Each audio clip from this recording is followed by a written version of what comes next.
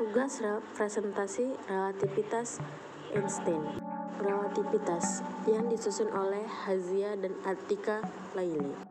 Daftar isi yang tersusun dari pengertian, postulat Einstein, postulat pertama, postulat kedua, kesimpulan, dan penutup. Nah, kita masuk pengertian nih. Adalah teori yang membahas mengenai kecepatan dan percepatan yang diukur secara berbeda melalui kerangka acuan. Konsep dasar dari teori relativitas disusun oleh Albert Einstein menjadi dua jenis, yaitu teori relativitas khusus dan teori relativitas umum.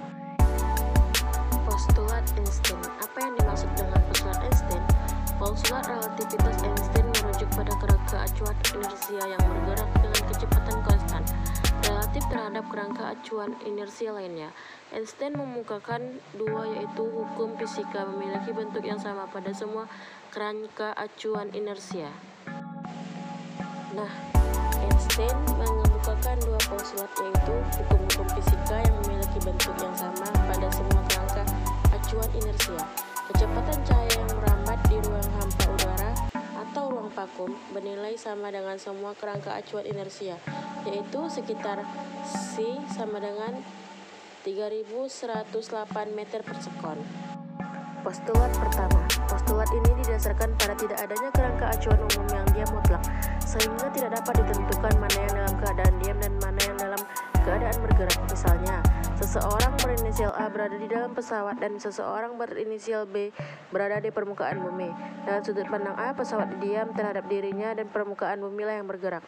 Sedangkan dari sudut pandang B, permukaan bumi tempat dia berpijak yang tetap diam dan pesawat tempat A beradalah yang bergerak. Itulah kenapa disebut relativitas. Ya, karena semua kerangka acuan inersianya kita pandang secara relatif, tergantung di mana sudut pandang kita berada. Postulat kedua. Pada postulat ini, Einstein menyatakan bahwa kecepatan cahaya yang merambat di ruang hampa udara bernilai sama untuk kerangka acuan inersia. Jadi ketika kerangka acuan yang kita gunakan adalah kerangka acuan inersia, maka nilai kecepatan cahaya itu selalu sama. Mau kita memandang dari kerangka acuan inersia yang satu maupun kerangka acuan inersia lainnya.